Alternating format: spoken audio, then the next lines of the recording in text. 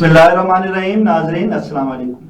Programme QD with शायर नदीम अहमद के साथ आपका मेज़बान हाजिर खिदमत है। नाज़रीन, पाकिस्तान में सहाफ़त करना कितना आसान और कितना दुश्वार है, इस बारे में वही बता सकता है कि जिसने इस पेशे की आग में हाथ जलाए हों, जो इसके उतार चढ़ाव से गुजरा हो और जिसने इस भट्टी से निकल कर खुद को कुंदन बनाने की कोशिश की हो। ऐसे ही चंद जाने पहचाने साफियों में एक नाम खुर्रम पाशा साहब का है, जो कि बतौर एडिटर, रोजनामा लीडर एक तवील अरसे से न सिर्फ खुद को मनवा रहे हैं बल्कि सदर पीयूजे साफी बरादरी के लिए इंतहाई खिदमात भी सर अंजाम दे रहे हैं। आज हमने इन्हें अपने स्टूडियो में मदऊ किया। हम इनके इंतहाई शुक्रगुजार हैं कि प्रोग्राम में शरीक हो रहे हैं। जनाब खुर्रम पाशा साहब, आपकी आमद का बहुत बहुत शुक्रिया।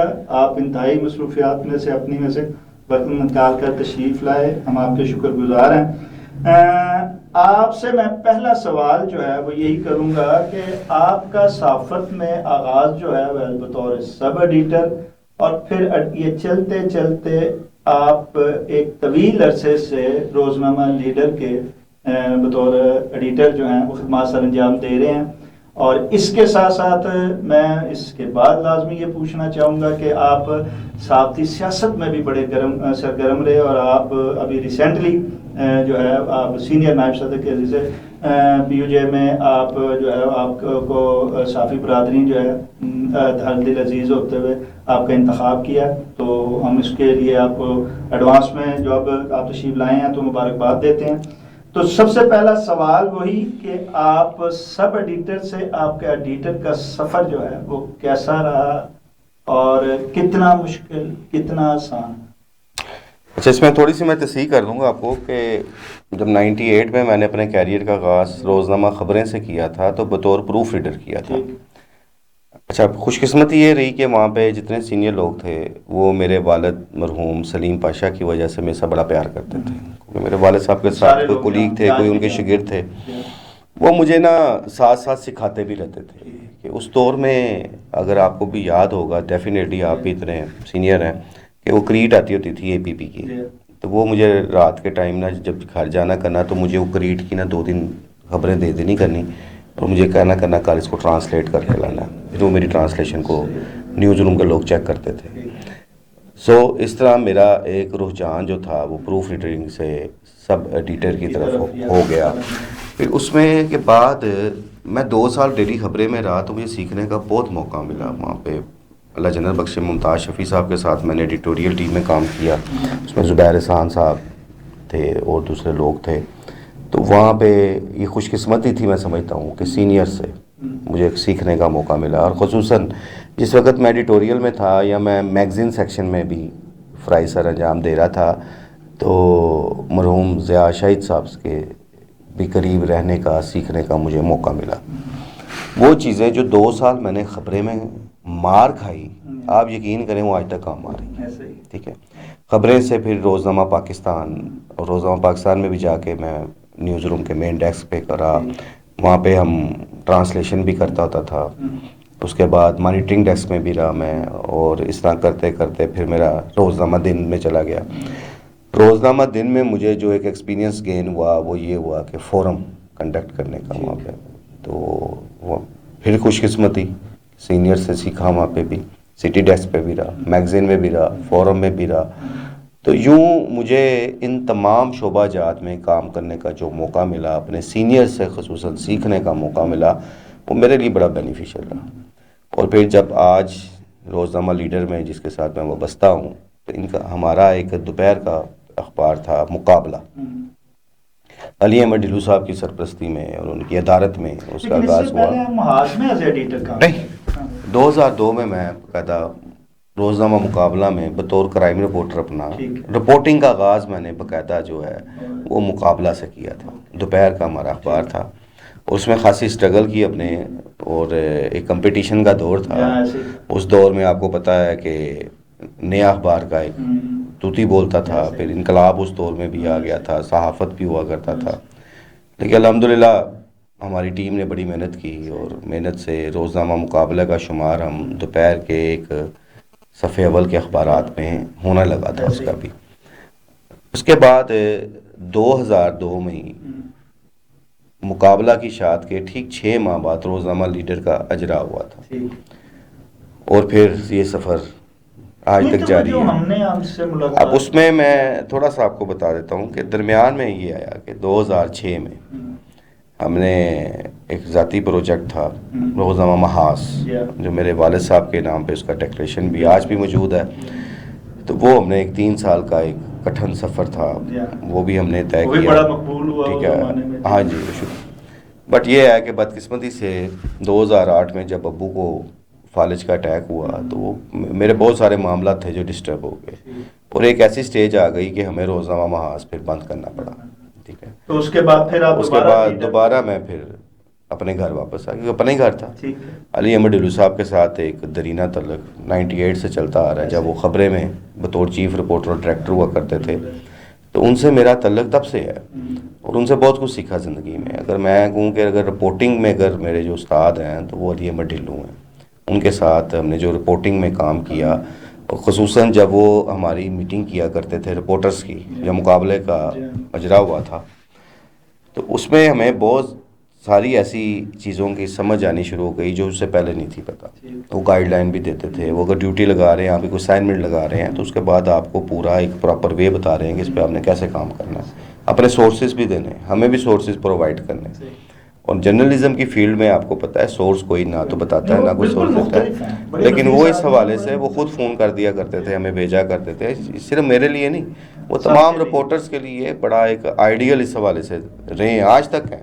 مجھے آج بھی دیکھیں، ابھی آپ نے کہا کہ اپنے آغاز میں یہ بات کی کہ جو ہم اس بھٹی سے نکل کے کندن بنے ہیں، تو میں سمجھتا ہوں ابھی ہم کندن نہیں بنے، کیونکہ آج بھی ہمیں ضرورت پڑتی ہے، آج بھی کئی چیزوں کی پڑتی ہے۔ جب تک آخری آپ کی سانس ہے آپ نے جو ہے وہ کام کرنا اور سیکھتے رہنا ہے، لیکن خوش نصیبی یہ ہوتی ہے کہ جب آپ اس بھٹی میں آپ کو جھونکا جاتا ہے یا آپ خود کو جھونکتے ہیں، تو ایسے لوگ جس کا آپ ذکر کر رہے ہیں کہ مل جاتے ہیں، اور وہ خوش نصیبی ہوتی ہے کہ آپ کے اچھے لوگ اور ایسے سکھانے والے لوگ اور ایسے مہربان لوگ، جیسا کہ آپ علی احمد ڈلو صاحب کا ذکر کر رہے ہیں، کہ جو اپنے تجربات کے ساتھ ساتھ اپنے سورس آپ کو دے دیتے ہیں، جس میں آپ کو آگے سفر کرنے میں بڑی آسانی ہوتی ہے۔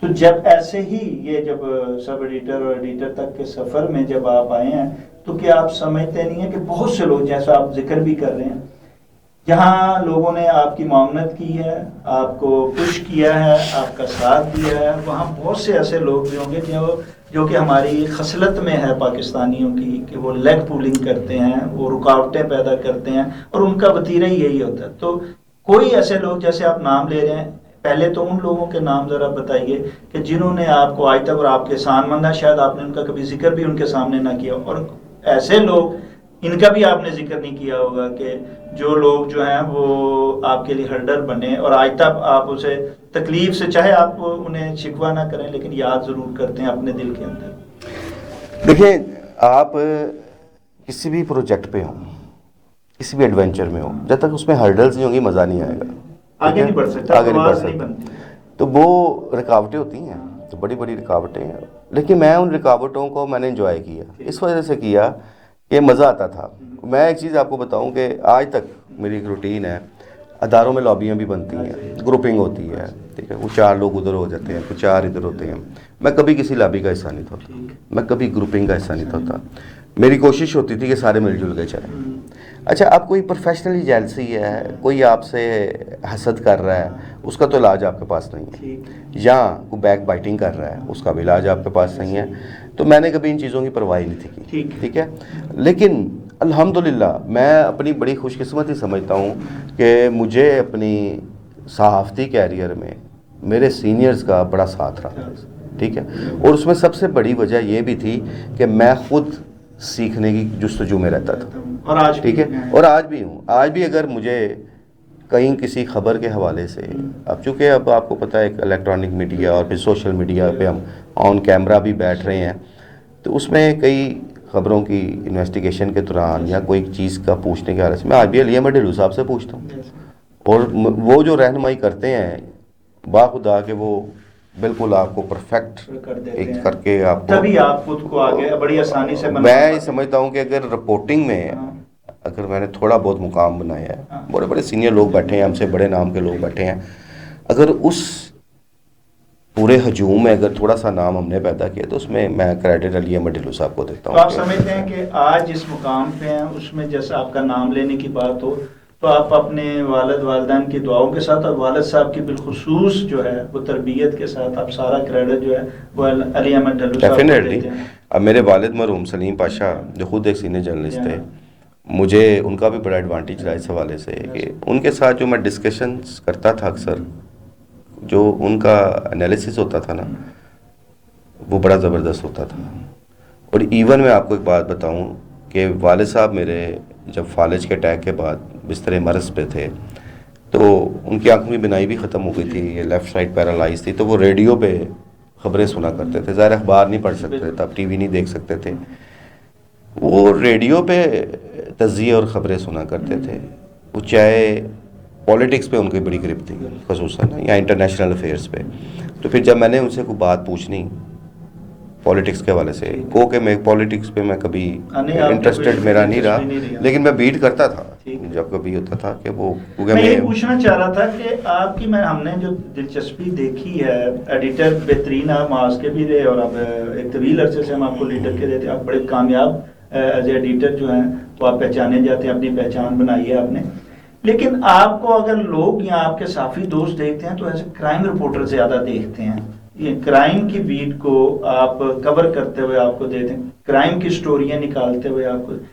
کیا وجہ, جبکہ آپ کے والد کا بھی میں یہی کہنا چاہ رہا تھا کہ ان کی دلچسپی سیاست سے تھی, آپ کیوں دلچسپی, کیا عام طور پہ ہوتا ہے جو کرائم میں جاتا ہے وہ یہاں تو پولیس والوں سے واقفیت بنانے کا شوق ہوتا ہے یا بدماشوں سے یاری بنانے کا شوق ہوتا ہے؟ آپ کو کیا آپ کے اندر کوئی ایک بدماش طبیعت تھی کہ آپ چاہ رہے تھے کہ میں بدماشوں سے بھی یاری بناؤں اور دوستی جو ہے وہ میری پولیس والوں سے بھی ہو, تو کرائم رپورٹر بننے کی کوشش کی, یا اس کے پیچھے کوئی اور راز؟ اچھا, یہ بڑی اچھی جب ہم نے رپورٹنگ کا آغاز کیا نا کرائم کا, تو ہم روٹین کرائم کیا کرتے تھے. میں آپ کو تھوڑا سا اگر بتاؤں آپ کو, اب روٹین کرائم سے میں تنگ پڑ گیا. اب وہ تنگ کیا پڑ گیا کہ بعض معاملات میں بہت دلیر ہوں, ان پر وہ آپ لوگوں کو پتہ ہے کہ میں خوف, دباؤ, پریشر میں کسی کا نہیں لیتا. اور کوئی اگر کہے نا کہ یہ اس پہ کام نہیں کرنا, آگے سے یہ ری ایکشن ہو سکتا ہے, میں اسی پہ کام کروں گا, دیکھتا ہوں کیا ری ایکشن ہوتا ہے. یہ میرا ایک ٹیسٹ رہا ہے لائف کا. لیکن جب میں صبح ہم جاتے تھے نا میو ہاسپٹل میں, انجریز آتی تھی وہاں پہ, صبح خون دیکھنا وہاں پہ, تو آپ کا سارا دن خراب ہی گزرتا تھا.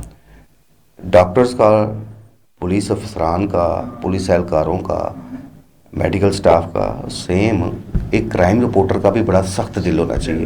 میرا وہ سخت دل نہیں تھا, جو آج تک نہیں ہے. اس کے بعد جب ہم صبح جاتے تھے نا ڈیڈ ہاؤس, وہاں پہ ایک بلیک بورڈ تھا, اس پہ نا باڈیوں کا لکھا ہوتا تھا کون سے تھانے سے باڈی جمع ہوئی ہے. وہاں سے صرف ہم یہ ڈیٹیل لیتے تھے کہ یہ باڈی کون سے تھانے سے کی جمع ہوئی ہے. اس کے بعد پھر اس تھانے سے ہم نے ڈیٹیل لینی ہوتی تھی کہ یہ آخر کیوں جمع کرائی, کیا وقوع ہے. تو وہ جناب جب ڈیڈ ہاؤس جاتے تھے صبح, تب ہمارا ایوننگر تھا, روزہ مقابلے کے لیے میں کرتا تھا, تو صبح 4-5 بجے ادھر اذانوں کا ٹائم ہونا کرنا, ادھر ہم نے میو اسپتال میں لہو لہان لوگوں کو دیکھنا کرنا, کوئی زخمی آ گیا ہے, کسی کو فائر لگ گیا ہے, کوئی ایکسیڈنٹ آ گیا, مطلب اس طرح کی چیزیں دیکھ کے سارا دن ہی بازار گزرنا. تو میں نے پھر آہستہ اپنا جو قدم تھا وہ روٹین کرائم سے نکال دی. میں نے جان چھوڑائی کہ میں میو ہاسپٹل جاؤں, میں ادھر جاؤں. پھر کئی اسپاٹ ایسے آئے زندگی میں کہ جب ہم موقع پہ گئے, میں نے لاشیں بکھری ہوئی دیکھی, وہ نہیں دیکھی گئی تھی میرے سے. میں پھر صرف کرتا ہوتا تھا ایکسکلوسیو انویسٹیگیشن, اور اس میں پھر جب میں تھا اس میں شکر اللہ کا کہ پھر سورس بنتے گئے. دیکھیں گھر سے تو کوئی سورس لے کے نہیں نکلتا, جیسے ہم کوئی بھی فیلڈ میں جاتے ہیں, کوئی ماں کے پیٹ سے تو کوئی نہیں سیکھ کے نکلتا. لیکن یہ تھا کہ میرے کچھ سورسز ایسے بن گئے کہ جس کی وجہ سے میری جو خبریں تھیں وہ ڈسکس ہونا شروع ہو. اس دور میں آپ کو پتہ ہے کہ اخبار کی خبر ڈسکس ہوتی تھی, تب یہ الیکٹرانک میڈیا بھی نہیں تھا, ڈیجیٹل میڈیا بھی نہیں تھا, اور رپورٹر کی بھی ویلیو بنتی تھی, وقت تھی. میں اس پہ بھی آپ سے بات ضرور کروں گا کہ اس وقت ہم نے بڑی مشکل صحافت کی, اور میں یہ باتیں بالکل اوپن کرتا ہوں, میں ان چیزوں کو چھپاتا نہیں ہوں کہ اگر آج مجھے اللہ نے عزت دی ہے, شہرت دی ہے, ایک مقام دیا ہے, تو میں کبھی بھی اپنا وہ دور نہیں بھولتا کہ جب میرے پاس پیسے نہیں تھے تو میں ایک پینچر موٹر سائیکل پہ بھی میں نے رپورٹنگ کی. ٹھیک ہے, ہمارے وسائل بہت کم ہوتے تھے, اداروں میں تنخواہیں عموماً اخبارات میں ملتی تھیں, کبھی لیٹ ہو جاتی تھی, اور ہمارا جو سورس آف انکم تھا تنخواہ کے علاوہ کوئی دوسرا سورس آف انکم نہیں تھا. الحمدللہ بڑا پازیٹیو ہم نے زندگی میں کوشش کی ہے کہ ہم مشکل ٹائم گزارا ہے, مشکلات کو فیس کیا ہے, لیکن وہ جو کہتے ہیں نا جو ایک الزام ہے صحافیوں پہ جی دیہڑی بازی کا, وہ اس سے میں اور میرے ساتھ بہت سارے ہمارے ایسے دوست ساتھی تھے جو ہم ان چیزوں سے دور تھے. اور بڑا ہم نے غربت کا بھی ٹائم بڑا ہنس کے گزارا, انجوائے کیا اس ٹائم.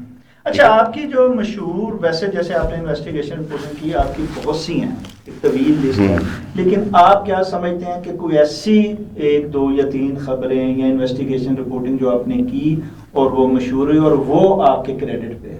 اچھا, یوں تو بے شمار خبریں اس دور میں اب تو خود یاد نہیں ہیں کہ جب ہم اسپاٹ پہ جاتے تھے وہاں پہ, بڑا میرا کیا اسٹرگل کی ہے.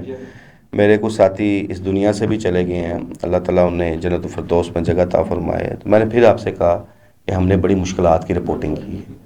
آج رپورٹنگ بہت آسان ہو گئی ہے, اب تو آپ کو گھر بیٹھے آپ کے موبائل پہ ہر چیز آ رہی ہوتی ہے. تب ہمیں اسپاٹ پہ جانا پڑتا تھا, ہمیں اسپاٹ پہ جا کے جو سب سے بڑی ایفرٹ ہوتی تھی کہ ہم تصویریں لے لیں اسپاٹ سے, ٹھیک ہے, ہوتا تھا. اب اس کے ساتھ ساتھ اگر آپ یہ چیز کہیں کہ سب سے زیادہ ڈسکشن اگر ہم اب ہو رہے ہیں, الیکٹرانک میڈیا جب آیا تھا تب بھی کوئی ٹاما کسی ٹی وی پروگرام میں ہمیں مدعو کر لیتے تھے آپ جیسے بھائی, تو خیر تب بھی ہم اتنا ڈسکس نہیں ہوتے تھے جتنا یہ سوشل میڈیا کے آنے سے ہو رہے ہیں, جو حقیقت ہے.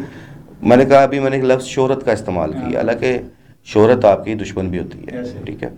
تو وہ جو شہرت ملی ہے کہ اب جو لوگ جانتے ہیں 4 لوگ جاننے لگ گئے, تو وہ اس سوشل میڈیا کی وجہ سے جاننے لگ گئے.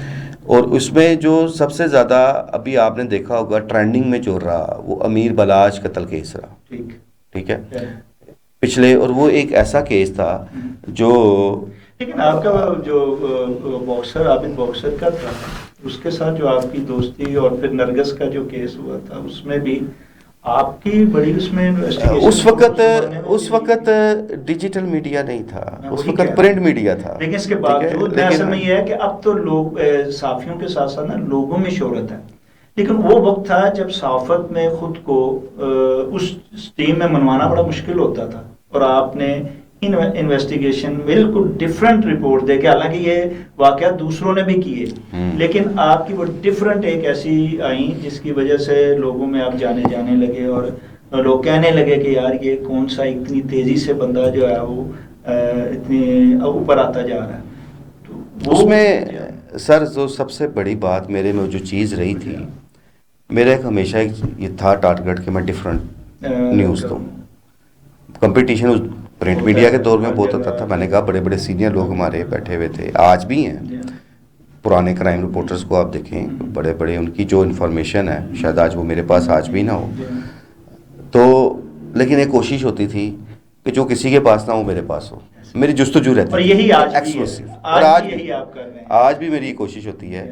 میں پوری ریسرچ بھی کرتا ہوں, انویسٹیگیٹ بھی معاملات کو کرتا ہوں.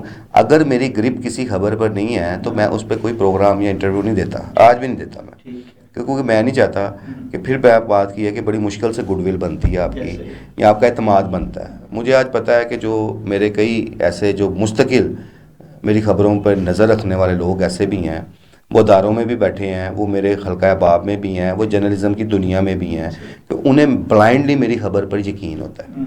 اور اگر میں وہ غلط خبر دے دوں, ایک بار تو وہ یقین کریں گے, ٹھیک ہے, لیکن اگر وہ خبر باؤنس ہو جائے یا وہ میری انفارمیشن باؤنس ہو جائے تو پھر ساری کریڈیبلٹی خراب ہو جاتی ہے. تو اصل چیز ہے اب ہم اصل میں اس مقام پر آ چکے ہیں کہ جہاں ہم اپنی کریڈیبلٹی کو بچانے کی کوشش کر رہے ہیں, اس کو اہمیت دیتے ہیں. بالکل, بڑی مشکل سے حاصل یہ مقام کیا ہوتا ہے انسان نے. اچھا, میں وہ جو ایک بیچ میں رہ گیا تھا اس کا جواب آپ سے, کہ آپ ایک کامیاب ایڈیٹر ہوتے ہوئے کیا وجہ ہے کہ آج بھی, حالانکہ ایک تو نا نئی ناکام ہے, وہ نہیں کر سکتا ایڈیٹنگ, یا ایڈیٹر پہ وہ صبور نہیں ہے, اور وہ سوال سے لوگوں میں جانا بھی نہیں جاتا, مانا بھی نہیں جاتا, تو وہ چھوڑ دے, تو دوسری طرف توجہ اپنی جس میں وہ مانا جا رہا ہے, جس میں اس کو, لیکن آپ جہاں بھی آئے ہیں خود کو منوایا ہے. ایڈیٹر منواتے ہوئے لوگ اتنی بڑی پوسٹ پہ آ کے پھر کوشش کرتے ہیں کہ اسی کو انجوائے کریں, اسی میں اپنا مقام آگے لے کے جائیں. آپ نے اس کو رکھتے ہوئے زیادہ جو ہے وہ انویسٹیگیشن کی طرف توجہ آج بھی آپ کی ہے, دلچسپی بھی آپ کی ہے. وہ جو میں نے پوچھا تھا کہ اندر کیڑی بدماش طبیعت ہے جدی وجہ نال آپ اسے نہیں چھوڑ پا رہے ہیں, کیا ایسا ہی ہے یا کچھ اور وجہ ہے؟ ایک چیز میں آپ کو بتاؤں، ایڈیٹر جو ہے نا کلیریکل جاب ہے، مزہ رپورٹنگ کا ہے، اور یہاں جو نشہ ہے نا، جو رپورٹنگ کا ہے نا، جو مزہ آپ کو خبر دینے میں آتا ہے نا، اور آپ کی خبر ڈسکس ہو، وہ جو اس کا جو سرور ہے نا، اس کا جو نشہ آپ کہہ لیں، وہ باقی ساری چیزوں سے الگ ہے۔ اب آپ ہماری فیلڈ میں جرنلزم میں دیکھیں، مجھے ایک میرا کولیگ ملا 98 میں ہی، اس نے بھی اپنے کیریئر کا آغاز کیا، ٹھیک ہے، اور لاہور پریس کلب کے جب انتخابات ہوتے ہیں تو اس میں جو سب سے بڑا فائدہ ہوتا ہے نا، وہ یہ ہوتا ہے کہ پرانے دوست سارے مل جاتے ہیں۔ ہم اس لیے انتخابات کو فیسٹیول کا کہتے ہیں، یہ فیسٹیول ہے یار، سارے دوست پورا سال نہیں ملتے، اس دن ملاقات ہو جاتی ہے۔ تو وہ اس حالیہ الیکشن میں وہ میرا دوست، میرا کولیگ، میرا ساتھی، مطلب جرنلزم کا لنگوٹیا ہو گیا نا مطلب، تو مجھے مل کے کہتا پاشا صاحب ہم تو کنویں کے مینڈک رہ گئے اور آج بھائی کو دیکھتے ہیں تو مجھے بڑی خوشی ہوتی ہے کہ چلو ہمارے گروپ میں سے کوئی تو آگے نکلا۔ کہنے کا مقصد یہ ہے کہ جب آپ اب اخبارات بنانے میں سب سے اہم کردار ایک سب ایڈیٹر کا ہوتا تھا، ایک آرٹ ایڈیٹر کا، اگر ہم پرانے دور سے چلتے آ رہے ہیں، رول ان سب لوگوں کا ہوتا تھا کہ جنہوں نے خبروں کی سلیکشن کرنی ہے، سرخیاں نکالنی ہیں، پھر ان کی لے آؤٹ بنانی ہے۔ اب کمپیوٹر تو نہیں تھے، جب جس دور میں ہم بھی آئے تھے تب بھی وہ ہاتھ سے ایک مینول پیسٹنگ ہوتی تھی۔ اب وہ لوگ سارے گوشہ گمنامی میں ہمیشہ رہتے ہیں۔ ڈسکس کون ہوتا ہے؟ رپورٹر ہوتا تھا، تو اس کی خبر چلتی۔ فیلڈ میں جانتے کس کو تھے؟ ایک رپورٹر کو۔ آج بھی جو ہے نا، آج بھی آپ دیکھیں نیوز ایڈیٹر سے یا ایک سب ایڈیٹر سے یا چیف نیوز ایڈیٹر سے، ایون ایڈیٹر صاحبان سے زیادہ بار رپورٹر کو جانتے ہیں، اس کی ورتھ بھی ہوتی ہے، بلکہ ملاقات ہی ایڈیٹر کی رپورٹر کرواتے ہیں۔ تو وہ میں نے اس لیے کہا کہ اگر آپ جسے کہتے ہیں نا پروٹوکول دوانا ہے، تو وہ سب سے پہلے ایڈیٹر کوشش کرتا ہے کہ کسی تقریب میں جانا ہے تو اس بیٹ کیا جائے، رپورٹر کو رابطہ کیا جائے تاکہ مجھے وہاں جانے میں آسانی بھی ہو اور مجھے پروٹوکول۔ حالانکہ رپورٹر باہر بہت ہوا ہوتا ہے نا، دفتر میں آ کے وہ ایک نیوز ایڈیٹر کے سامنے بھیگی بلی ہوتا ہے، ایڈیٹر کے سامنے بھیگی بلی ہوتا ہے، ٹھیک ہے۔ اب جو تو اگر ورکنگ کا مزہ، مطلب آج بھی میں چلیں، آج بھی آ کے ایک بات تھا تو میں آج بھی اسپاٹ پہ چلا جاتا ہوں، مجھے مزہ آتا ہے۔ جو آپ خود چیز جا کے آبزرو کر سکتے ہیں نا اور وہاں سے نکال سکتے ہیں نا، وہ ٹیلی فونوں پہ نہیں نکلتی۔ میں آج بھی میرا یہ ماننا ہے، نہ ہی شاید اگر کمپیٹنٹ وہاں رپورٹر نہ ہو تو وہ نکال سکتا ہے، نہیں نکال سکتے، لیکن ہمیشہ میرا ایک یقین رہا، بہت سارے نوجوان ہمارے ہاتھوں سے نکلے اور اب ماشاءاللہ بڑے بڑے اچھے رپورٹر ہیں وہ، تو میں انہیں ایک بات سمجھاتا ہوتا تھا، وہ اس بات کی تائید کریں گے میری، میں انہیں ہمیشہ کہتا تھا اسپاٹ رپورٹنگ، کہ آپ ٹیلی فون کی جو انفارمیشن ہے نا، صرف اس پر آپ ڈپینڈ نہ کرو، موقع پر جاؤ۔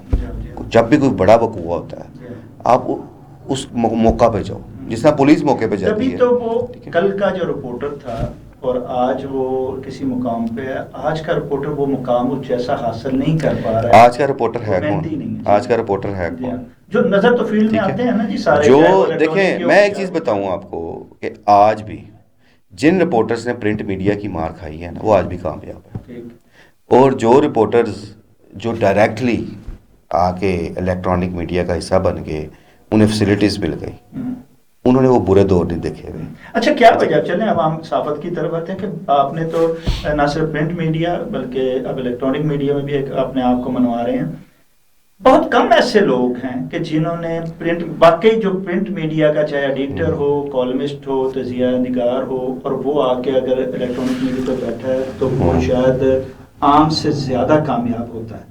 لیکن کیا وجہ ہے بہت کم لوگ کامیاب ہیں، اس کے باوجود پرنٹ والا جو رپورٹر ہو، کالمسٹ ہو یا تجزیہ نگار دانشور ہو یا کسی بھی شعبے سے ایڈیٹر ہو، وہ الیکٹرانک میڈیا میں اس طرح کامیاب نہیں ہو سکا، نہ خود کو منوا سکا جیسے کہ حقیقی طور پہ اسے منوانا چاہیے تھا، جتنی کہ وہ اہلیت اور قابلیت پرنٹ میڈیا میں رکھتا تھا۔ اس کی کیا وجہ؟ اچھا دیکھیں، پرنٹ میڈیا کے دور سے جو لوگ ہیں نا، آپ خود پرنٹ میڈیا کا آج بھی حصہ ہیں، رہے بھی ہیں، اور آپ نے بہت اسٹرگل کی ہے، ہمارے سامنے آپ کی ساری اسٹرگل ہے۔ ملاقات آپ سے جب میں نے ضیاء شاہ صاحب کا انٹرویو کیا تھا، پہلی ملاقات اس وقت ہوئی، ہاں، تو وہ طویل عرصہ ہے، 35 سال، وہ تقریباً آج سے 27-28 سال، 2000 کی بات ہے، 98 کی۔ اب وہ میں نے پھر کہا کہ پرنٹ میڈیا پہ لوگ بہت محنت کرتے تھے، ریسرچ کرتے تھے، پڑھتے تھے، ٹھیک ہے، جو ٹائم گزرتا گیا نا، وسائل زیادہ ہوتے گئے، یا آپ کہہ لیں سورسز، آج آپ کو پوری دنیا ایک موبائل میں آپ،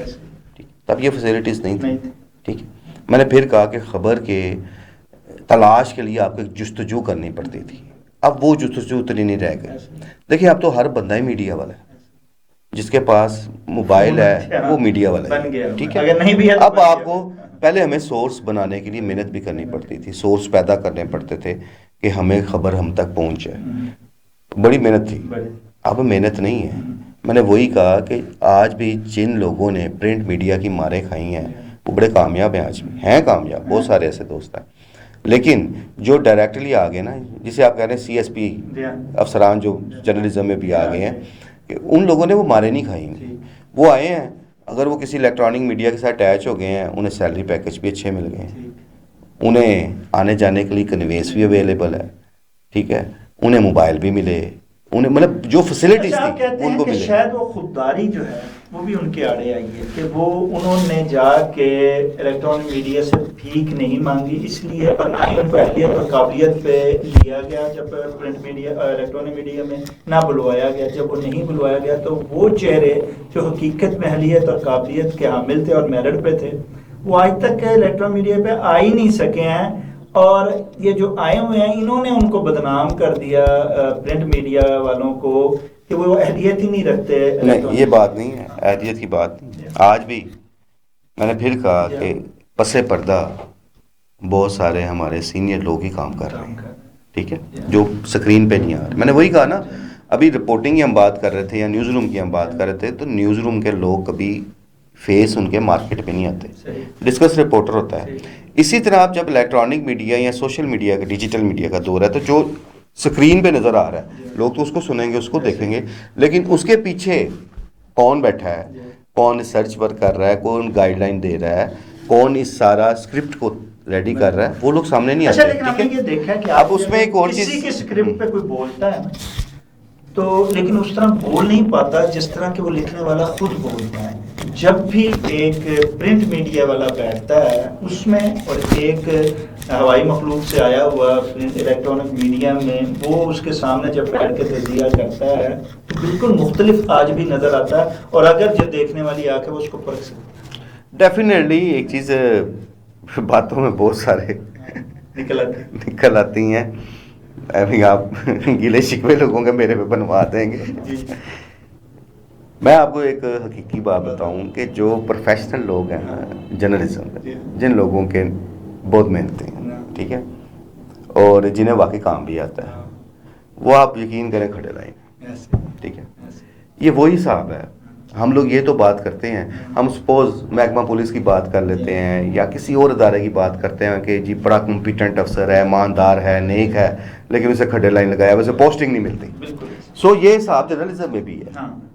یہاں پہ وہی ابھی بڑا اچھا آپ نے خود ہی ایک خلائی مخلوق جو آ گئی ہے, ہمارے میں بھی ہے وہ, کہ اب وہ دیکھیں نا, ابھی اگر آپ اس بات پہ آ جائیں تو پھر وہ جو خلائی مخلوقیں ہیں ان کے پیکیجز آپ دیکھیں کیا ہیں, وہ کروڑوں روپے کما رہے ہیں. تو ایک ورکر صحافی ہے, وہ کیا کما رہا ہے؟ ورکر صحافی, ایک کمپیٹنٹ صحافی, وہ آج بھی کرائے کے گھر میں رولے گا. ٹھیک ہے. اس کے آج بھی جو کچن کے اخراجات ہیں وہ پورا کرنا مشکل ہے. یہ حقیقت ہے. اچھا, آپ کہتے نہیں ہیں جب یہ بات آتی ہے کہ جناب صحافی جو ہے وہ کمپیٹنٹ اہلیت کا حامل ہے, میرٹ پہ ہے, اور وہ بیچارہ جو ہے وہ پیچھے ہے, اور ایک عام جو بندہ جو جس میں وہ ابیلٹی ہی نہیں ہے, وہ ہر دل عزیز بنا ہوا یا بنا دیا گیا ہے اس پہ پینٹ شیڈ لگا کے اس کو, آپ سمجھتے نہیں ہیں کہ اس میں جہاں اس کی کمزوری ہے وہاں ہم صحافی برادری کی بھی بہت بڑی کمزوری ہے کہ ہم خود جو ہیں ہم نے بھی یہ موقع دوسروں کو فراہم کیا ہے کہ وہ آگے آئیں اور آپ پہ حکمرانی کریں, آپ کو بتائیں کہ آپ صحافی ہیں کہ نہیں ہیں. اس میں آپ سمجھتے نہیں ہیں کہ سینئر لوگ, سینئر صحافی کی اپنی کمزوری ہے کہ وہ خاموش ہیں, وہ پیچھے ہیں, اور وہ لوگ آگے ہیں جنہیں لفظ, تلفظ اور تحریر کا عطا پتہ بھی نہیں. اچھا, یہ بھی ایک طویل بحث ہے. وہ بڑے اچھی طرح آپ کو پتہ ہے کئی لوگ کس طرح تھوپے جاتے ہیں, کہاں سے نکلتے ہیں, کہاں سے لا کے انہیں بٹھایا جاتا ہے, اور پھر یہ جو ہمارے کمپیٹنٹ لوگ ہیں, جیسے ہم نے بڑے بڑے سینئر لوگ ہیں, آپ یقین کریں آج بھی کئیوں کو میں دیکھتا ہوں, بہت سارے دوست, کیونکہ میرے والد مرحوم کے ساتھ بھی کافی سارے ان کے دوست تھے. میں آج بھی اگر ان کو دیکھوں نا تو وہ انہی حالاتوں میں ہیں جن حالاتوں میں ہم چھوٹے ہوتے ہیں ان کو دیکھتے تھے. انہوں نے ترقیاں نہیں کی, وہ وہیں کے وہیں ہیں. لیکن کئی نئے نئے آئے ہیں جو اس میں آپ کیا وہ سمجھتے ہیں وہاں کہ سے کہاں اپنی پہنچ گئے. کمزوری ہے کہ نصیب کا ہے؟ نہیں جی, کمزوری اور نصیب نہیں, میں کہوں پھر بات وہ خودداری کی آئے. وقت بدل گیا ہے. آپ ساروں کو چھوڑے, میں اپنی بات کرتا ہوں. میں نے ایک ٹی وی اینکر کو یہ چیلنج دیا تھا کچھ عرصہ پہلے, اگر آپ نے میرا پروگرام دیکھا ہو تو میں نے اینڈ پہ اس کو جہاں اس نے عباس اطہر صاحب مرحوم کے خلاف باتیں کی تھیں, ہماری جرنلسٹ برادری کے خلاف باتیں کی تھی. اور بدقسمتی دیکھیں ہماری برادری کی بھی کہ اس ٹائم عباس اطہر شاہ صاحب کے سینکڑوں جو شاگرد ہیں وہ موجود ہیں فیلڈ میں, آج بھی موجود ہیں.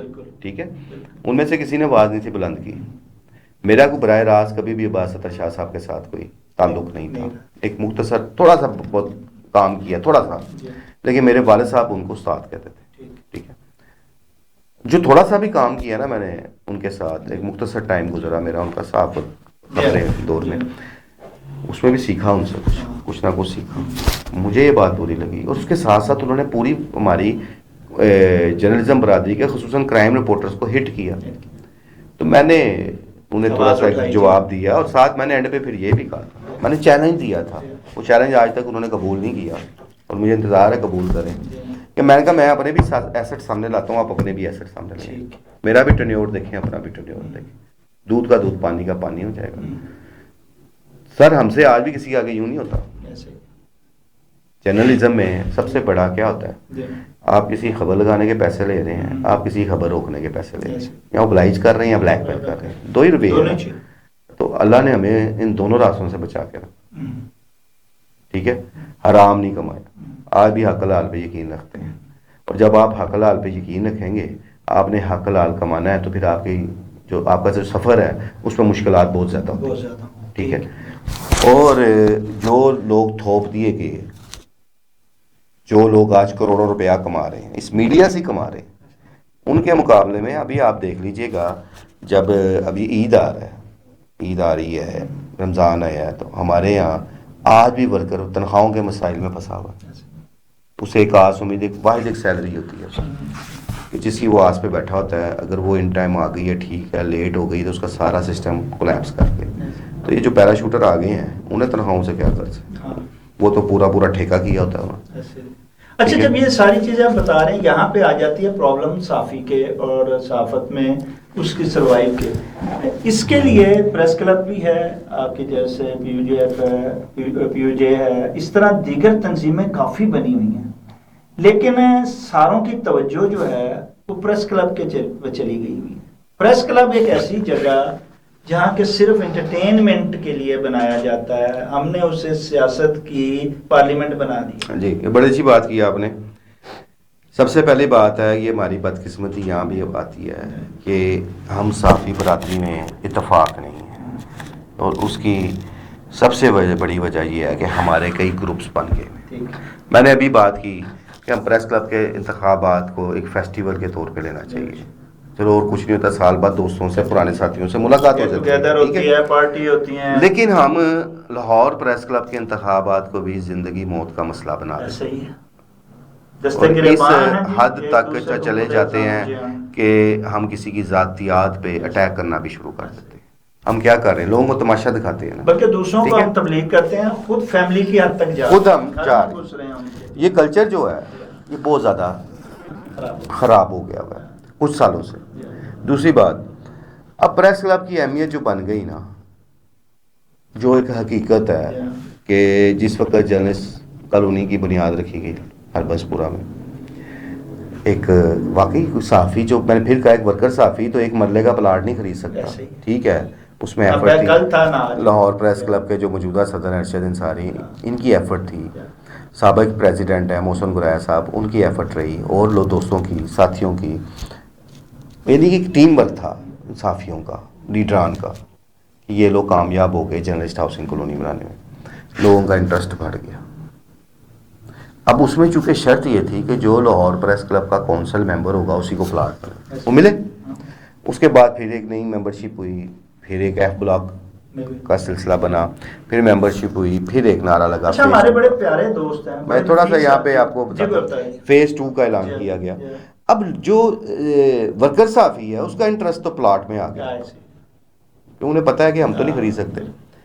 اور واقعی آپ تنخواہ دار صحافی کبھی بھی اپنا ذاتی گھر ہی نہیں بنا سکتا نا، ذاتی چھت نہیں بنا سکتا. تو یہ ایک بہت بڑی فیسلٹی ہے ان ورکر صحافیوں کے لیے. میں بات کروں گا ورکر صحافیوں کے لیے کہ جو واقعی ان مسائل کا شکار ہے، اور ایک بڑی تعداد ہے اس میں، بڑی تعداد ہے اس میں. سفید پوشی ہے ایک برہم رکھا ہوا ہے سب کا. لیکن دوسری جانب اگر آپ دیکھیں کہ ہماری اب جس طرح بھائی آپ پی یو جے کا ذکر کر رہے ہیں، میں دوبارہ چند سالوں بعد اس میں میں دوبارہ آیا ہوں، میں بھی خاموشی اختیار کر کے سائڈ پہ ہو گیا ہوا تھا. وجہ صرف یہ تھی کہ میرا اپنا آج بھی یہ اس بات پہ دل پھوٹتا بھی ہے کہ یار ہمیں اکٹھا ہونا چاہیے. وکلا کیوں کامیاب ہے؟ ایک ایسے الیکشن پہ کبھی وہ کسی کی ذاتیات کو نہیں اچھالتے، اپنی اپنی کمپین کرتے ہیں، جو رزلٹ آتا ہے وہ قبول کرتے ہیں اور پھر سارے اپنے خاص کے لیے اکٹھے ہوتے ہیں. ہم لوگوں میں یہ چیز نہیں ہے. اب پی یو جے کی بات کر لیں تو اس کے کئی ٹوٹے ہو چکے ہیں، جس کا دل کیا اسے اپنی بنا کے بیٹھ کے. اچھا لیکن میں جو سوال آپ سے کرنا چاہ رہا ہوں یہ ہے کہ چاہے پریس کلب ہو، حالانکہ اس کو اہمیت نہیں اختیار کرنی چاہیے تھی، یہ دیگر تنظیموں کو وہ اہمیت، اور یہ جو پلاٹ کا ہے اور اس کے جو مسائل کا ہے صحافی کے اور صحافی برادری کے، یہ ان کو حل کرنے چاہیے تھے. وہ تو کچھ بھی نہیں کر رہی ہیں. الیکشن پہ سنا جاتا ہے جی فلاں تنظیم کے ہو گیا، فلاں صدر، فلاں نائب صدر ایکسٹریم مدعو، لیکن ان کی کارکردگی کہیں نظر نہیں آتی. پورا سال پتہ ہی نہیں لگتا. یہاں صرف پلاٹوں کی سیاست ہو رہی ہے پریس کلب میں، اور اس میں بھی جو ہے وہ جیسے آپ کہتے ہیں کہ گھسپٹیے شامل ہو گئے ہوئے ہیں ہر جگہ، جہاں پہ جن کو صحافی کہا جائے یا جن کی کچھ کارکردگی نظر آئے وہ تو کہیں بھی نظر نہیں آتی. اس کے باوجود وہ صحافی گنے بھی جاتے ہیں اور سب سے آگے بھی نظر آتے ہیں، ہار ڈالتے ہوئے اور ہار پہنتے ہوئے بھی دکھائی دیتے ہیں.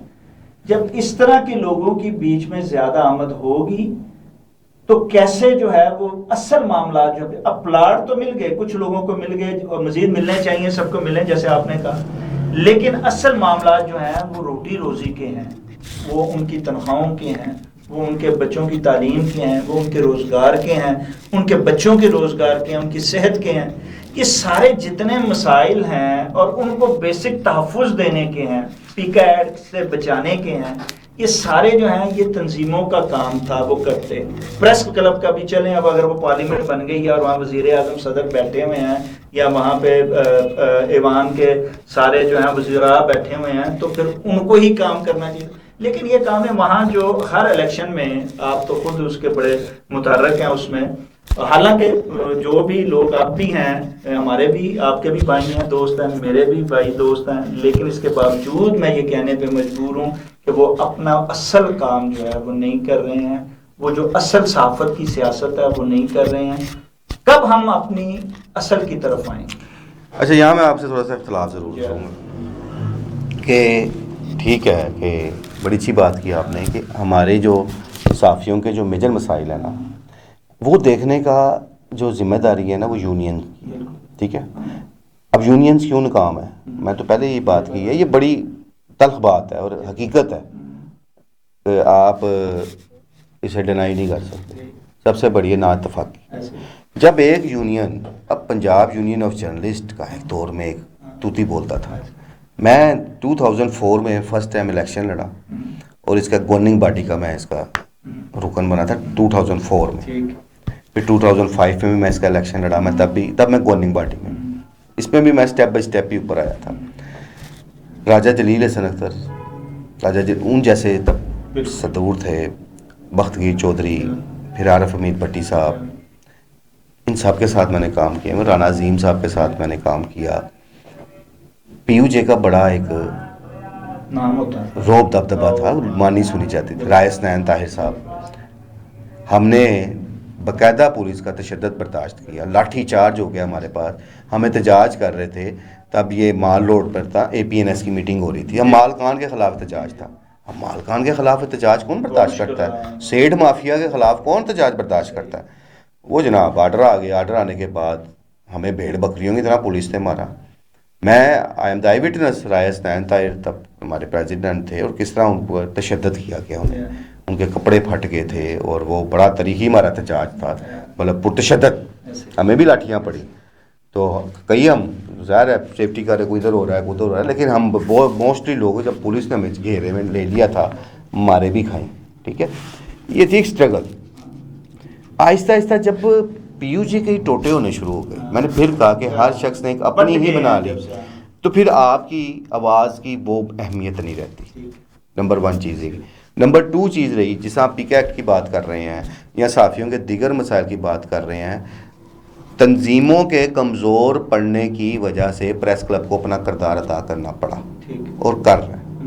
ایک چیز میں یہاں ضرور کہوں گا کہ ارشد انصاری صاحب اس دفعہ 14ویں بار لاہور پریس کلب کے صدر بنے ہیں. میں تو ان کے مخالفین بھی ہمارے بھائی ہیں، کولیگ ہیں، ساتھی ہیں، کوئی ہماری ذاتی دشمنی کوئی نہیں، لیکن جب وہ ذاتیات پہ اٹیک کریں گے، آپ کسی کی ذات کو بنائیں گے، ہدف تنقید بنا کے آپ انتہائی بلو دا بیلٹ بات کریں گے. میرا خیال ہے پہلے انتخابات لاہور پریس کلب کے ہوں گے جس میں میں پہلی دفعہ بولا اس بار. ٹھیک ہے، لیکن وہ دیکھا ہے اور وہ اس میں صرف یہ تھا کہ یار سیاست کرو، بلو دا بیلٹ نہ جاؤ. پھر آخر ایسی کیا ارشد انصاری صاحب میں کوالٹیز ہیں کہ صحافی برادری نے 14ویں دفعہ ان کو صدر بنا دیے. کوئی نہ کوئی کوالٹی تو ہوگی کہ وہ شخص سٹینڈ لیتے ہیں، اور جب تک وہ آتا رہے گا اسے کوئی کلال ہرا نہیں سکتا. ڈیفینیٹلی، کیونکہ وہ کام کر رہے ہیں پریکٹیکلی کر رہے ہیں، کم مسائل میں بھی کرتے ہیں.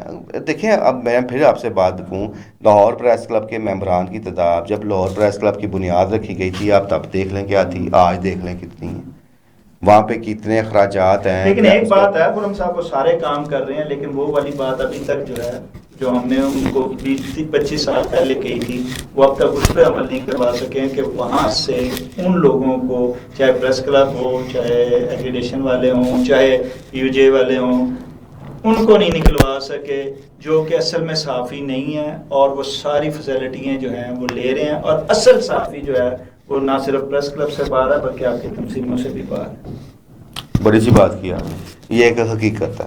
لیکن اب آپ اس پہ بھی آواز سنیں میری. میں مانتا ہوں کہ ہمارے درمیان میں نان پروفیشنل لوگوں کا ایک بڑا غلبہ ہو گیا.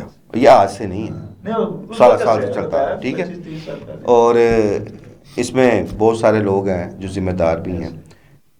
صحافی کی آج وہ ویلیو نہیں ہے، مانے آپ ہی مانے اس بات کو، آج ہماری وہ ویلیو نہیں ہے. ایک دور تھا سر ایک لفظ پہ جو ہے اتنی سی خبر لگتی تھی نا تو ایکشن ہو جاتا تھا، حرکت میں دارے آ جاتے تھے اتنی سی خبر پہ بھی، سنگل کالم خبر پہ.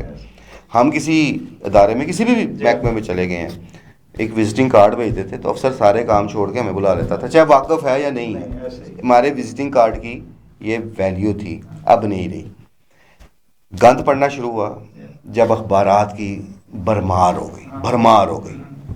تھوڑا بیک گراؤنڈ میں آپ جائیں، اور نان پروفیشنلزم سامنے آ گیا، بلیک میرر سامنے آ گئے، جنہوں نے روز رات کو وہ 1000 2000 5000 کما کے گھر جانے کا ٹارگٹ لے کے وہ گھر سے نکلتے تھے. یہ کوئی چھوٹی سی دیہڑی بتائیے، لوگوں نے لاکھوں بھی کمائے ہیں. اس کے بعد جب الیکٹرانک میڈیا آیا تو جب اس میں سوشل میڈیا کچھ نہیں سوشل میڈیا بعد کی بات، کچھ چینلز نے اپنے کارڈ کی سیل لگا دی. ایسے ہی ٹھیک ہے، کچھ چند سب نے نہیں بڑے چینل نہیں جو نئے میں وہ بھی سارے بھی آج بھی وہاں دوست بھائی بیٹھے، میں نام اس لیے نہیں لے رہا، میرا ڈر نہیں، ضرورت نہیں ہے، ڈر کی وجہ سے نہیں کوئی یہ کہے کہ میں، لیکن جانتے ہیں کوئی دوست بھائی ہمارے ورکر لوگ بھی وہاں بیٹھے ہوئے ہیں کام کر رہے ہیں، تو میں اس لیے نہیں لے رہا نام. اب وہ کیا ہوا کہ جو یہ مووی میں بنانے والے کیمرے بڑے بڑے ہوتے تھے وہ کرائے پہ لیتے تھے، ایک کیری ڈبہ کرائے پہ لینا، انہوں نے لوگو پکڑنا، پوری ٹیم بنانی، گلوں میں کارڈ ڈالنے، اور وہ جا کے کسی فیکٹری کا بجلی کا میٹر چیک کرنے لگ جاتے تھے. ہمیں یہ کوئی اتھارٹی نہیں ہے، یہ ہمارا کام نہیں ہے کہ ہم جا کے بجلی کے میٹر چیک کریں یا بجلی چوری ہو رہی ہے کہ نہیں ہو رہی، یہاں پہ کیا ہو رہا ہے کیا نہیں ہو رہا. اگر کوئی غیر قانونی کام ہو رہا ہے تو صحافی کا کام ہے اس کی نشاندہی کرے اپنی خبر کے ذریعے، نہ کہ وہ خود چھاپا مارنے چلا جائے. ٹھیک ہے سر. اب اس کے بعد جو خوفناک ترین دور چل رہا ہے، شاید آپ میری بات سے اتفاق کریں نہ کریں، لیکن میں یہ بات ضرور کروں گا کہ یہ بدترین دور آ چکا ہے جرنلزم کا ہر لحاظ سے، جہاں وہ ایک علیحدہ بحث ہے کہ جن پابندیوں کا ہمیں سامنا ہے، پیکا ایکٹ جیسے کالے قوانین کا ہمیں سامنا کرنا پڑ رہا ہے، وہ ایک علیحدہ بحث ہے. ان سے ہم نبڑ لیں گے، ان سے ہم لڑ لیں گے، وہ ایک ہر صحافی کی جنگ ہے، وہ صحافی لڑیں گے اور انشاءاللہ تعالی ہم اس پہ لڑیں گے. ٹھیک ہے، لیکن جو اس وقت سب سے بڑا امتحان ہم سب کا شروع ہو گیا. اس کی ذمہ داری آپ پر بھی ہے, اس کی ذمہ داری میرے پر بھی ہے, اور ہر پروفیشنل صحافی پر ہے. اور اس حوالے سے میں ایک باقاعدہ کمپین کا آپ کے پروگرام کے ذریعے بتاتا ہوں. میں باقاعدہ ایک آغاز کرنے جا رہا ہوں. وہ کیا ہے کہ سر جس کے پاس یہ مائک ہے نا, جس نے یہ مائک لے لیا ہے اور موبائل پکڑ لیا ہے, وہ صحافی بن چکا ہے. اور اس قسم کے گھٹیا غیر اخلاقی پروگرام کیے جا رہے ہیں. اس قسم سے لوگوں کی عزتوں کی دھجیاں اڑائی جا رہی ہیں, لوگوں کے نجی زندگی کے معاملات کو ڈسکس کیا جا رہا ہے. آگے چلیے گا خرم صاحب, لیکن اس میں جو سب سے بڑی راہ دکھائی ہے نا, وہ بڑے چینلوں نے دکھائی ہے. پروفیشنل جو ہیں نیشنل چینلوں نے دکھائی ہے کہ وہاں ایسے ایسے پروگرام اور ایسے ایسے سیاسی ہوں غیر سیاسی ہوں کرائم کے ہوں, انہوں نے ان کا آغاز کیا, جن کو آج سوشل میڈیا نے پکڑا ہے کہ وہ کانٹیکٹ لیا ان سے. انہوں نے وہ راہ دکھائی ہے کہ وہ وہاں پہ نہ صرف جو ہے کرائم کے نام پہ جو انہوں نے وہاں پہ وارداتیں دکھاتے رہے, کس لیے, ریٹنگ بڑھانے کے لیے. جب انہوں نے یہ کام کیا تو آگے اس چیز کو پکڑے, پھر انہوں نے نکالا, جو بتیاں آگے پیچھے کرتے رہے, مرضی کے بندے لاتے رہے اور بناتے رہے. آج وہ چیز سوشل میڈیا کے ہاتھ جب یہ کیمرہ ہے تو ان کا محتاج نہیں رہا. ایک تو یہ پازیٹیو ہے, محتاج نہیں رہا کہ بڑے چینلوں کا. اب وہ خود وہ کر رہا ہے جو بڑے چینل کیا کرتے تھے. اب اس میں لازمی آپ نے بالکل صحیح آواز اٹھائی ہے کہ جو شخص نان پروفیشنل ہے ہی نہیں صحافی, اسے پتہ ہی نہیں تحریر اور آواز کا, وہ شخص جو ہے کیمرہ اٹھا کر مائک اٹھا کے باہر کر رہا ہے اور جو چاہتا ہے اپنی مرضی سے کر رہا ہے اور اسے ہی سمجھتا ہے یہ قانون ہے, تو اس کی تو قدر ہونی چاہیے. اب اس میں شائستہ بات یہ ہے, آئے روز اس قسم کے جو لوگ ہیں وہ پٹ رہے ہیں بغیر. وہ چاہے پولیس کے ہاتھوں پٹتے ہیں, چاہے وہ کسی متاثرہ جو ان کا متاثرہ ہوتا ہے اس کے ہاتھ پٹتے ہیں. تو نام کہتا ہے صحافیوں پر تشدد آتا ہے جی, صحافیوں کو مار پڑ گئی. اب وہ خود ہی رولا ڈال دیتے ہیں. اب اس سے کیا ہو گیا ہے کہ اب جس کا دل چڑھتا ہے صحافیوں پہ, جینوئن صحافیوں پہ بھی چڑھ دوڑتا ہے. اصل صحافت جو ہے وہ پیچھے رہ گئی. اب یہ جو خوفناک عمل شروع ہو چکا ہے, یہ آپ کی صحافت کی بربادی ہے. ایسے ایسے لوگ اس وقت آگے ہوئے ہیں مارکیٹ میں. ہم ابھی تو الیکٹرانک میڈیا کے پیرا شوٹرز کی بات کر رہے تھے نا. یہ جو چھوٹے پیرا شوٹرز بھی جو آگے ہوئے ہیں, انہیں جرنلزم کے کوڈ آف ایتھکس کا ہی نہیں پتا. انہیں یہ نہیں پتا کہ آپ جو بات کر رہے ہیں اس کے اثرات کل کلان کسی شخص کی زندگی پر کیا ہو سکتے ہیں, کسی کی نجی زندگی میں کیا ہو سکتے ہیں. پھر جو ولگیرٹی, ویوز کی چاہ, صرف ویوز کی چاہ, ویوز لینے کے لیے وہ لوگ نہیں دیکھتے وہ کس طرح ایک فحاشہ عورت کا انٹرویو کر کے اور اس میں غیر اخلاقی گفتگو چلا لیتے ہیں. ہجڑوں کے انٹرویو دکھائے جاتے ہیں. زیادتی کے کیسز کو ایک چسکا پروگرام بنا دیا جاتا ہے. ٹھیک ہے, اس سے آپ سمجھتے نہیں ہیں کہ معاشرے کا بھی جو ہے مزاج بدل گیا ہوا ہے. اور ایک اور چیز کہ وہ لوگ بیٹھ کے اب صحافیوں کو بھی ٹارگٹ کرتے ہیں.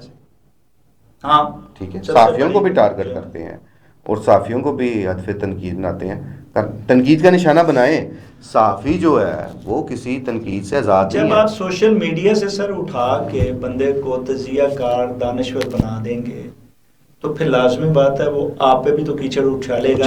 اصل بات ہے کہ آپ بٹھا رہے ہیں اس کو اپنے ساتھ.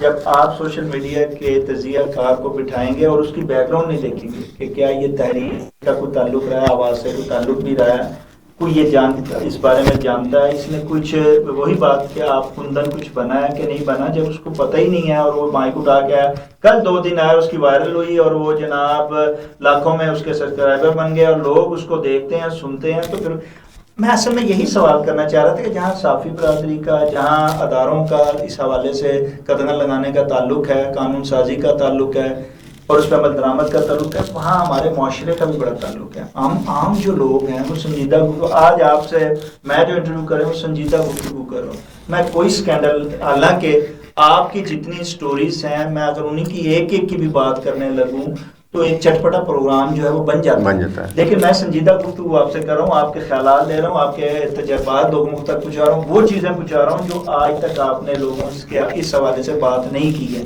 وہ میں باتیں آپ سے آپ کے ایکسپیرینس لوگوں کو شیئر کروا رہا ہوں. لیکن اس پروگرام کو شاید وہ لوگ اتنے نہ دیکھیں جتنے وہ آپ کے وہ پروگرام دیکھتے ہیں جس میں آپ کسی رقاصہ کی, آپ کسی کنٹوٹے کی, آپ کسی وہ جو تھیٹر ہے اس کی بات کریں گے، آپ کی وہ بات بڑی اچھی طرح سنی جائے گی اور اس پہ ویور بھی آئیں گے، سبسکرائبر بھی آئیں گے اور اس کو پروموٹ بھی کیا جائے.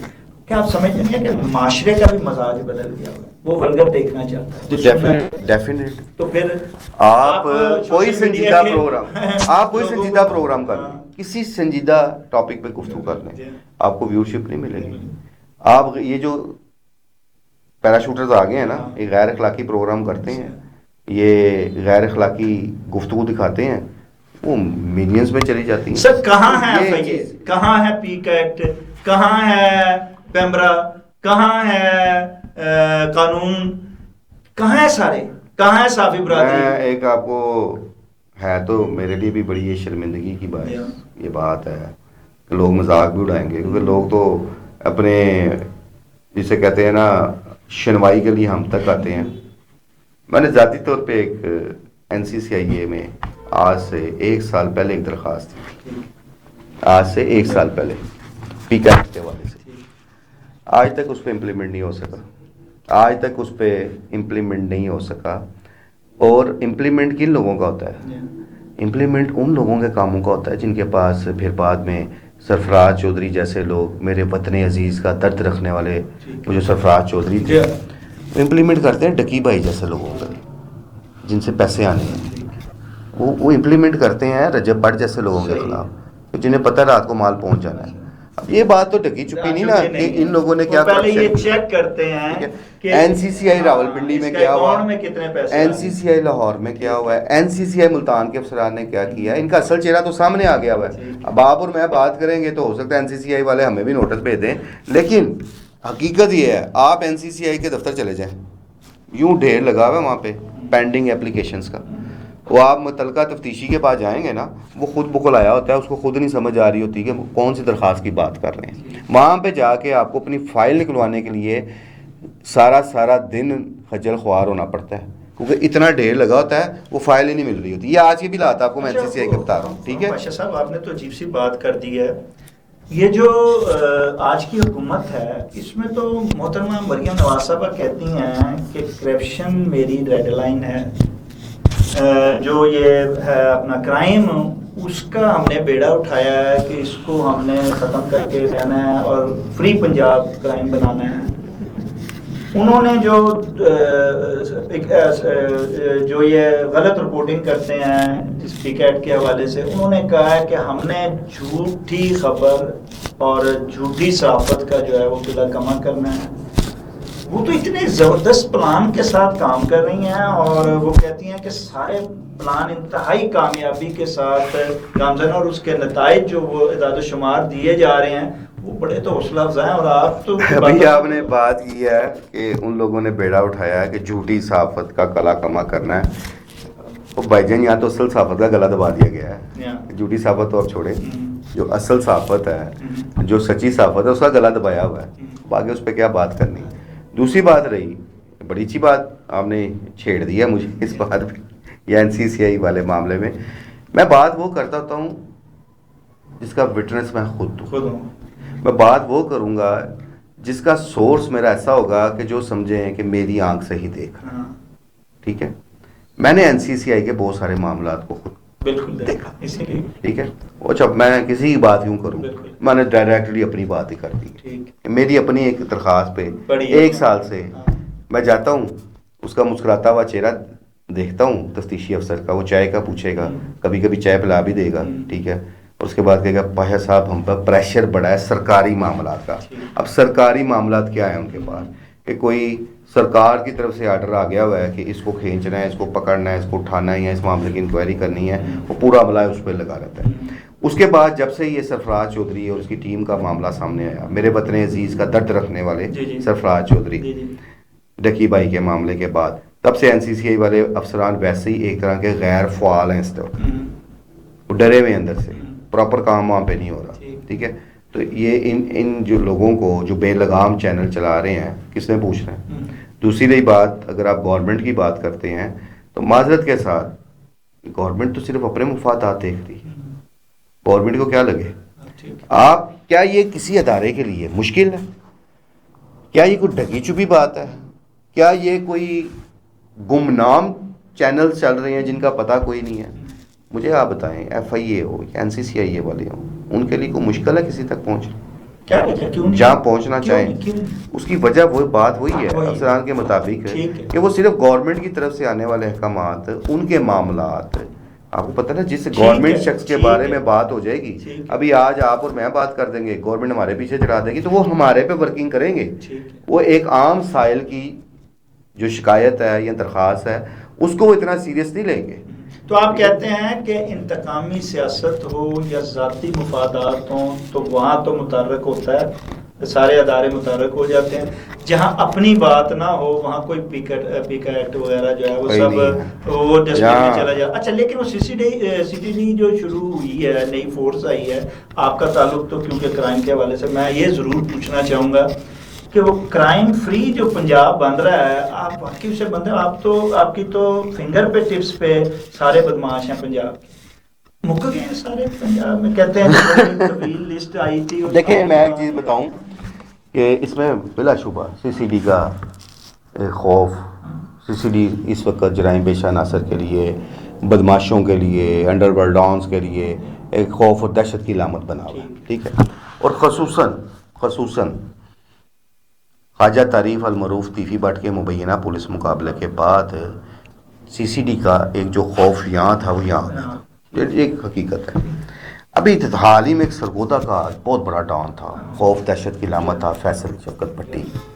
سی سی ڈی نے اس کو بھی اس کے انجام تک پہنچا دیا ہے. تو پہلے تو جہاں ڈاکوؤں کے لیے سی سی ڈی کا خوف تھا، جہاں اجرتی قاتلوں کے لیے خوف تھا، منشیات فروشوں کے لیے خوف تھا، وہاں دشمن دار گھرانوں کے لیے بھی سی سی ڈی خوف بن گئی. ٹھیک ہے، اور میں تو بلکہ کل بڑا انجوائے کر رہا تھا اس بات کو کہ ایک ایس ایس پی ہمارے ہیں مہربان آفتاب احمد پھولروان، ایس ایس پی سی سی ڈی لاہور ریٹن کے وہ کل پریس کانفرنس کر رہے تھے. تو سیم کل ایسے لگ رہا تھا مجھے ان کی پریس کانفرنس کو دیکھتے ہوئے کہ شاید لاہور چیمبر آف کامرس کی کوئی عہدیداران کی پریس کانفرنس ہو رہی ہیں. مطلب سی سی ڈی کا اتنا خوف ہے، لیکن دوسری جانب انہوں نے ایک ایسا پہلی دفعہ دیکھا، بالکل آپ کتنا سمارٹ لگ رہے تھے، پینٹ کوٹ ٹائی لگائیں، جتنے افسران ساتھ بیٹھے ہیں تو لگ ہی نہیں رہا تھا کہ پولیس افسران بیٹھے ہیں. مجھے واقعی ایک شبہ ایسا ہوا، اگر میں آفتاب پھولروان صاحب کی شکل سے ان کو نہ جانتا ہوتا تو شاید میں یہی سمجھتا ہوا کہ وہ بزنس مین بیٹھ کے پریس کانفرنس کر رہے ہیں، لیکن وہ پریس کانفرنس بڑی چارخانہ تھی. اب میں یہ سمجھتا ہوں اچھا کیا، بہت اچھا کیا آفتاب پھولروان، ٹھیک ہے، وہ سامنے آئے میڈیا کے اور آ کے انہوں نے فیصلہ کے بارے میں بتایا. تو کاش یہ سلسلہ جب سے سی سی ڈی بنی ہے جاری رکھتے. ہر ملزم کے بارے میں یہ پریس کانفرنس نہیں کر سکتے. ایٹ لیسٹ ایک پریس لسٹ جاری کی جاتی ہے اداروں کی طرف سے، پولیس کی طرف ہمیشہ ہوتی ہے، گو کہ وہ ان کے اپنے بھلے کی ہوتی ہے. سی سی ڈی کی پالیسی ایسی رہی کیونکہ انہوں نے بندے بہت زیادہ مارنے تھے، مارے بھی ہیں، ٹھیک ہے، ان گنت بندے مارتی ہیں. اصل داد و شمار کسی کے پاس نہیں، اندازے ہیں، کوئی کہتا 1000 مار دیا ہے، کوئی کہتا 1500. بدماش مارے ہیں انہوں نے، کرائے کے قاتل مارے ہیں انہوں نے، سارے مارے ہیں. اب یہ تمیز نہیں اس میں ہے کہ جی اسپیسیفائی کسی ڈاکو کو مارا ہے، کسی منشیات کو. بدماش بھی مار دیے ہیں انہوں نے، ہر چیز دیکھو اپنا مخالف بھی مار دیا. ایسے واقعات ہوں گے. ایک چیز وہ تو خیر باتیں جب رجیم چینج ہوگی نا، نہیں نکل رہی ہیں، ابھی نہیں نکل. رجیم چینج کے بعد بہت سارے ایسے معاملات سامنے آئے، اور یہ بات میری بڑی بری لگتی ہوتی ہے جب میں یہ کہتا ہوں کہ ایک وقت آنا ہے کہ بہت سارے ایسے مبینہ پولیس مقابلے سی سی ڈی کے گلے کی ہڈی بن جائیں گے. یہ آنے والے وقت میں ہوگا. اچھا یہ ہر دور میں ہوا ہے، ہر دور میں ہوا ہے، یہ بھی ہوگا. یہ دیکھیں ان کے چچا نے جو ہے اصل میں ان کا آغاز کیا تھا اس وقت، اور وہ بڑا پازیٹیو طور پہ کیا گیا تھا. اس زمانے میں بدماشوں کو آپ اس وقت پڑھتے تھے، آپ بھی اس وقت پڑھتے ہوں گے، تو اس وقت جو پہلی دفعہ وہ آئے تھے تو یہ اس وقت واقعی یہاں پہ بدماش جو لاہور میں ہوتے تھے نامی گرامی، ان کا سفایا ہو گیا تھا. اب وہ کس مقصد کے لیے مارے اور کون سے بچائے گئے تھے، وہ بعد میں وہی آپ کی بات جب رجیم بدلی تھی تو سامنے آ گئی تھی باتیں. اب پھر وہی ایک سلسلہ جو ہے ان کی لیکن اس میں ایک چیز ابھی واضح نظر آئی ہے. خود محترمہ مریم نواز صاحبہ نے اس بات کا اقرار بھی کیا. اب اس اقرار تھا اور دوسری طرف ایک اور چیز بھی سامنے آئی. انہوں نے کہا صرف 2000 پولیس کے جو افسران تھاندار اہلکار جس وقت سی سی ڈی ہیں، انہوں نے پنجاب میں جرائم کی شرح کم کرتی ہے. تو انہوں نے کہا آپ لوگ نفری کا رونا روتے تھے, اور یہ بات تو واقعی حقیقت ہے. ہم جب سے میں پریکٹیکلی کرائم رپورٹنگ کر رہا ہوں, ہم جس تھانے میں بھی جاتے تھے, جب چھوٹے ہوتے تھانوں کی سطح سے ہم کام شروع کرتے تھے, تو ایک ہی رونا ہوتا تھا. ہم دیکھتے تھے کہ نفری نہیں ہے, نفری نہیں ہے, نفری کم ہے. اگر وہاں پہ سپوز 20 اہلکار ریکوائرڈ ہے تو ان کے پاس 5 ہوتے تھے. اتنا گیپ ہوتا تھا, یہ دیکھتے ہی آ رہے ہیں. حالانکہ اس دوران بے شمار بھرتیاں بھی کی گئیں وقتاً فوقتاً, لیکن نفری کی جو کمی کا گیپ ہے محکمہ پولیس میں وہ پورا آج بھی نہیں ہے. اس کی وجہ آبادی بہت بڑھ گئی ہے, شہر پھیل چکے ہیں, تھانوں کی تعدادیں جو ہے پہلے کیا تھی آج کیا ہو گئی ہیں, وہ ایک علیحدہ بحث ہے. لیکن نفری کی کمی آج بھی ہے. پر اس کے مقابلے میں پھر جب 2000 پولیس اہلکاروں نے CCD نے اپنا جو کارنامہ سر انجام دیا, تو پھر وہ وزیر اعلیٰ نے تو اپریشیٹ کرنا ہے. تو اس کا مطلب یہ ہوا کہ پنجاب میں CCD فارمولہ کامیاب ہو گیا, بندے بارو فارمولہ جو ان کا, تو باقی پولیس ساری نقاب ہو گئی ہے. اور اس کا مطلب باقی آپ پولیس کام سمجھتے نہیں ہیں کر کہ رہی. کرائم کی شرح کم ہوئی ہے؟ جی بالکل ہوئی ہے, اس میں کوئی شک نہیں. دیکھیں وارداتیں آپ ہی کم ہوئی ہیں, آپ کے ڈکیتی چوری کی ریشو جو تھی کم ہوئی ہے, منشیات فروشی کی جو ایک ریشو تھی جو چل رہی تھی وہ کم ہوئی ہے, ختم نہیں ہوئی, ختم نہیں آپ کہہ سکتے. نہیں چلتی, اس کے ٹھیک لیے ہے, تو مریم وہ صاحبہ نے منشیات جو چیز ایک مریم صاحبہ نے کہا ہے نا کہ ٹائم کم ہے. آپ ہیں جی اب 40 سال کا کام 5 سال میں ہو جائے تو مجھے کچھ 5 پھر بھی CCD کا ایک کریڈٹ ہے جی. اس میں بڑے بڑے سر تھے جو جن کے بارے میں آپ سوچ بھی نہیں سکتے, جو ایک حقیقت بات ہے. اس میں کتنے کو بدماش رہ گئے جی؟ آپ کو تو میں نے بتایا بھی کہا تھا پہلے اس سوال سے, آج کل بدماش کوئی ہے ہی نہیں جی, ہے ہی نہیں جی.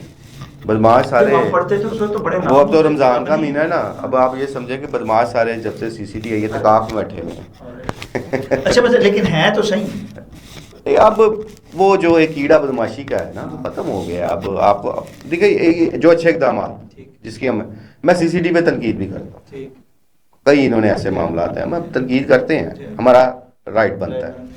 لیکن اس کے کئی اقدامات کی میں فیور بھی کروں گا. کیوں فیور کروں گا؟ آپ کو ڈالا کلچر خاتمہ کیا جو ایک اس سوسائٹی کا ایک فیشن بن گیا ہوا تھا, ٹھیک ہے, ہر طرف گنے یہ وہ. پھر آگے جو ٹرینڈ بن گیا تھا یہ ایک بندہ, چلو ایک دشمن دار لوگ بندہ ہے نا, اس کی سمجھ آتی ہے, اس نے اپنی سیکورٹی کے لیے 4-6-8 گن مین رکھے ہوئے ہیں. یہ کلچر ایسا ڈیولپ ہو گیا تھا کہ ایک شریف آدمی بھی ہے نا, پیسہ ہے اس کے پاس, انہیں ایویں اپنے پیچھے ڈالے لگا لیے ہیں, وہ گنے لے کے کوئی ادھر ہے کوئی ادھر. ان لوگوں کو کیا وہ دکھاتے تھے. یہاں شادی بیاہ پہ کوئی شخص جاتا تھا تو پوری پہلے تیاری کرتے تھے, 4 گن مین اس کے اپنے ہوتے تھے. ایسے بھی کئی میں صاحبان کو جانتا ہوں, بھی آپ نے کہا ہے نا, مجھے پتا ہے کہ اس کے پاس صرف 4 گن مین ہیں, لیکن اس نے 10-12 گن مین اپنے دوستوں کے بھی منگوا لینے ہیں کہ میں شادی پہ جانا ہے, وہاں میری ویڈیوز بننی ہے, کہ ٹک ٹاک بننی ہے. یہ عجیب ایک جو سا تھا نا کلچر, شادی بیاہوں میں خوف و راس, ریفلیں اسلحہ اسلحہ آپ کو نظر آ رہا ہے. یہ دونوں نے موجودہ حکومت جو ہے جہاں ان کے اپنے ذاتی مفادات ہیں, لیکن اس کے لیے عوامی مفادات کو مد نظر رکھتے ہوئے بہت سے اچھے کام کر رہی ہیں جو کہ ہمیں نظر آتے ہیں. اور ایسے کام جو ہیں اس کی حوصلہ افزائی جیسے آپ کر رہے ہیں. آپ سے ایک نشست میں تو ساری آپ کی ایکسپیرینس اور آپ سے جو ہے وہ معلومات نہیں لی جا سکتی, ایسی تو کئی نشستیں ہونی چاہیے. لیکن چلتے چلتے میں آپ سے یہ ضرور پوچھوں گا کہ آپ کے اس صحافتی سفر میں, اس آپ کے جو ہے انویسٹیگیشن کے سفر میں کیسا آپ کا یہ سفر گزرا ہے, اور کیا آپ اپنے اس سفر سے آج جب اپنا انالیسس کرتے ہیں تو مطمئن دیکھتے ہیں؟ جی الحمدللہ جی, میں مطمئن ہوں. میرے دل میں یہ نہیں ہے کہ میں نے کوئی ٹائم ویسٹ. میں سمجھتا ہوں کہ شاید میں اس قابل نہیں ہوں, یا اتنی میری حیثیت اوقات نہیں جتنا میرے رب نے مجھے نوازا. کوئی چیز ایسی جو ہے ہاں اس میں جو ایک چیز رہی ہے, پیسہ نہیں میں بنا سکتا. جو جس طرح لوگ پیسہ بناتے ہیں نا وہ میں نہیں بنا سکتا, لیکن کام کر کے, لیکن میرا ضمیر مطمئن ہے کہ اس میں کسی کی کیا ایسا کام جو آپ کہتے ہیں کہ رہ گیا ہے جو میں کرنا چاہتا ہوں نہ کر پایا, اور اگر مجھے موقع ملتا ہے تو یہ میں ضرور کرنے کی کوشش کروں. اچھا میرا وہ بڑی سی بات, بڑا اچھا کوشچن کیا آپ نے. میرا ایک ایم ہے, اب تک میں اس پہ کامیاب ہوتا ہوں. میں نے صحافت میں چھپی نا, صحافت کے شعبے میں چھپی کالی بھیڑیں, میں نے وہ بے نقاب کر. میری فنگر ٹپس میں کئی چیزیں ہیں, ٹھیک ہے, بڑے پلر ٹھیک ہے, جو بیٹھ کے فلسفے جھاڑتے ہیں نا, جو گورنمنٹ پہ بھی تنقید کرتے ہیں, جو داروں پہ بھی کرتے ہیں, کرپشن کے کیسز بناتے ہیں, میں نے وہ پلر ایک نہ ایک دن یہ میرا ایم ہے، اب پتہ نہیں ٹائم لگ جائے، ٹھیک ہے. بہت سے لوگوں میں ورکنگ ہوئی ہوئی ہے. اچھا یہ لوگ ان لوگوں کو میں نے بے نقاب کرنا، اچھا یہ میرا ایم ہے. اچھا یہ بے نقابی کا جو سلسلہ ہے، کئی لوگوں نے اس طرح کی کوشش کی ہے اور وہ سوچتے بھی ہیں، بڑے پازیٹیو ان کے ول بھی ہوتی ہے، کر نہیں پاتے ہیں کیونکہ یہ ایک بڑے بڑے مافیا کے ساتھ جڑے ہوتے ہیں. آپ کیا سمجھتے ہیں کہ یہ اتنا آسان نہیں؟ لیکن مزہ مافیا کے ساتھ ٹکر لینے کا. ایک کمزور بندے کو کیوں چھیڑیں گے آپ؟ مزہ تو اس کا ہے نا کہ پھر لوگ کہیں. لیکن آپ سمجھتے ہیں نا کہ مافیا سے ٹکرانے کے لیے بھی خود کو اتنا مضبوط کر کے، جیسے آپ سورس کی بات کرتے ہیں آپ کے ساتھ ہیں، آپ ان سورسز کے ساتھ، ان ہتھیاروں کے ساتھ، ان طاقت کے ساتھ، اس طاقت کے ساتھ ہی آپ ان کا مقابلہ دیکھیں. آپ سمجھتے ہیں وہ آپ کے پاس ہے. اور دیکھیں میں ایک چیز بتاؤں، جو مافیاز ہیں نا وہ ہر شعبے میں ایسے ہی ٹھیک ہے. میں کیا کہہ رہا ہوں کہ ہم لوگ دیگر شعبہ جات کے مافیاز کو بے نقاب کرتے ہیں، چاہے وہ کسی بھی فیلڈ کا، ٹھیک ہے، کسی شکل میں بھی کوشش کرتے ہیں. اس کے لیے بہت کچھ یہ نہیں ہے کہ اب ہم نے کسی کو بے نقاب کر لیا تو ہم آرام سے بیٹھے ہیں. اس میں ہمیں بھی بہت کچھ فیس کرنا پڑا لائف میں. میں نے بہت کچھ فیس کیا ہوا ہے اور بہت کچھ آج بھی کچھ چیزوں میں آج بھی کئی معاملات میں انڈر تھریٹ ہوں، ٹھیک ہے. وہ چلتا ہے، وہ پارٹ آف جاب ہے، پارٹ آف لائف ہے. میں نے آپ سے پہلے کہا کہ میں کسی کا پریشر نہیں لیتا، رب کی ذات ہے. ہاں پریشر میں لیتا ہوں اخلاقی پریشر، میں آپ جیسے بھائیوں کا ضرور لے لوں گا، محبت کا، ٹھیک ہے، تعلق کا.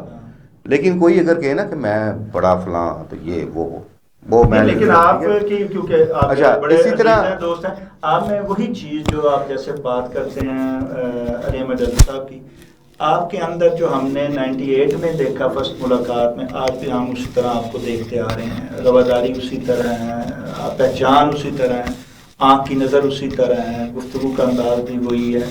بدلا نہیں خود کو، جیسے بھی مقام حاصل کرنے نہ پہلے نہ. یہ بڑا مشکل ہے کہ آپ کسی مقام پہ پہنچ کے آپ خود کو ڈاؤن ٹو ارتھ رکھ سکیں اور ان لوگوں کو پہچان سکیں جو لوگ آپ کو کسی وقت پہلی سیڑھی پہ ملے. آپ ان کو آج بھی اسی طرح پہچانتے ہیں جس طرح کے کل پہچانتے تھے. یہ بھی کہ آپ سمجھتے ہیں کہ آپ نے انہی لوگوں سے سیکھا اور یہی کامیابی ہے. یہ چیز میں نے اپنے والد مرحوم سے سیکھی. میں نے اپنے والد سے بہت کچھ سیکھا اور آج بھی میں نے آپ سے کیا کہا ہے، میرے اندر آج بھی جذبہ ہم اپنے سینئر سے سیکھوں اور میں ان سینئرز کی یہ آن کیمرہ بات کر رہا ہوں. اگر میں غلط بولوں گا نا، لوگ نیچے کمنٹس ہی ایسے کر دیں گے کہ ایسی تیسی پھیر دیتے ہیں، ٹھیک ہے. میرے وہ تمام سینئرز جانتے ہیں آج بھی جو موجود ہیں، کچھ دنیا سے جا بھی چکے ہیں، کہ آج بھی میرے دل میں ان کا ادب احترام بہت زیادہ ہے.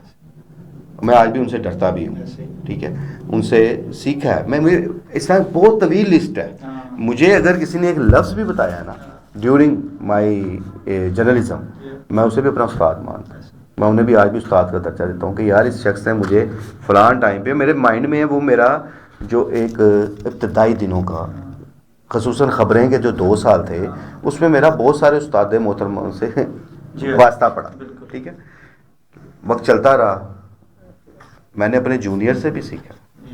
بعض اوقات آج کے جو دور لوگ کے میرے پاس اکثر کئی چینلز کے لڑکے آتے ہیں انٹرویوز کے لیے اور وہ پڑھے لکھے ہیں. یہ جو ایک خوشگوار اضافہ ہے اس فیلڈ میں کہ پڑھے لکھے نوجوان آتے ہیں. آپ یقین کریں دور جدید کی کئی چیزیں میں ان سے سیکھتا ہوں، مجھے نہیں پتا، ایسے ہی ٹھیک ہے. ٹیکنالوجی کے حوالے سے آپ کہہ لیتے ہیں، یا کئی آئیڈیاز ان کے پاس ایسے ہیں، وہ ٹیلنٹڈ ہیں لڑکے.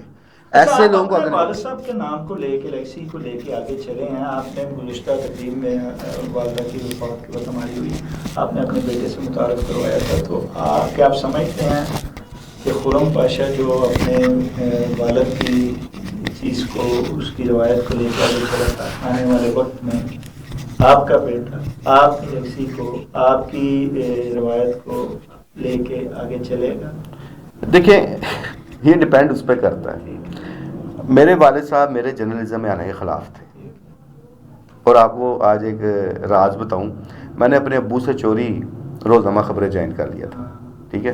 میں جب پہلی دفعہ اپلیکیشن لکھ کے بھیجی تھی، وہاں ایک ایڈ چلا روزنامہ خبریں میں ضرورت پروف ریڈرز کا. تو میں نے وہ ایڈ دیکھے نا، تو اپلیکیشن زیاد صاحب کے نام بھیجی، نیچے لکھا خرم پاشا ولد سلیم پاشا. تو ضیاء شاہ صاحب مرحوم نے میرے والد صاحب کے کولیگ رہے ہیں، اکٹھے جنگ اخبار میں انہوں نے کام کیا ہوا تھا، انہوں نے میرے والد کی وجہ سے مجھے oblige کرتے ہوئے فوراً رکھ لیا.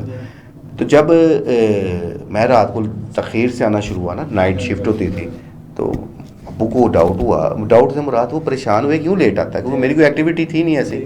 میری والدہ مرحومہ کو پتہ تھا.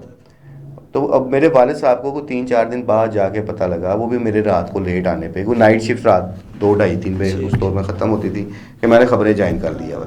تو مجھے انہوں نے روکا. انہوں نے کہا، میرے والد کی خواہش بھلا کیا تھی، وہ کہہ رہے تھے یار تجھے میں نے سرکاری نوکری پہ لے جانا. دیکھیں مزدور آدمی تھے، انہوں نے بھی نہیں سوچا تھا کہ مجھے کاروبار کرانا ہے، انہوں نے میری نوکری کا ہی سوچا تھا. ٹھیک ہے، ورکر صاحب ہی تھے وہ بھی. مجھے کہتے ہیں میں نے تجھے PIA میں یا پاکستان ریلوے میں نا نوکری دلوانی ہے، تو اپنا MBA کمپلیٹ کر. ٹھیک ہے، تب میرا گریجویشن ہو گیا تھا، تو آگے MBA کا چل رہا تھا. کہتے ہیں اپنا MBA کمپلیٹ کر، تو تجھے میں نے پاکستان ریلوے میں یا PIA میں نوکری دلانی ہے، بہت شانہ نوکریاں، بہت فیسلٹیز ہیں ان کی. میرا مائنڈ ہی نہیں تھا. ٹھیک ہے، اور میں کہا نہیں ابو میں نہیں کرتا. خیر انہوں نے پہلے مجھے سختی انہوں نے بھی نہیں کی. ہاں ایک بات ہوئی کہ جب میرا اپوائنٹمنٹ لیٹر ملا مجھے، اور میں نے اس میں اپنی سیلری دیکھی، سیلری میری جو پہلی سیلری لگی تھی 98 میں 3000 روپے تھی. وہ سیلری دے کے میں فیڈ اپ ہو گیا. میں نے کہا اتنے پیسے تو گھر سے ویسے لے لیتے تھے جب کالج میں جاتے تھے. تو میں نے اپنے ابو سے کہا کہ میں نے میں نے نہیں اب کرنا. میں ڈیسائڈ ہو گیا. کہتے کیا ہوا؟ میں نے کہا یہ دیکھیں 3000 پیسے آ رہی ہیں، 100 روپیہ ڈیلی کا. یہی بنتا تھا نا. تو آگے سے ہنس پڑے. کہتے پہلے تو تجھے میں نے منع کیا تھا کہ تو نے یہ جرنلزم نہیں کرنی، لیکن اگر تجھے اب شروع کر دی ہے نا تو پھر سیلری کو نہ دیکھ، پھر کام کو سیکھ. پھر اپنے اگر تم سیلری کو دیکھو گے پھر تم کام نہیں سیکھ سکو گے، جرنلزم نہیں سیکھ پاؤ گے. لیکن اگر سیکھنے کی تجھے شوق ہے جرنلزم کا، تو نے کرنا چاہ رہا ہے تو کر، لیکن پھر سیکھ، پھر سیلری کو نہ دیکھ.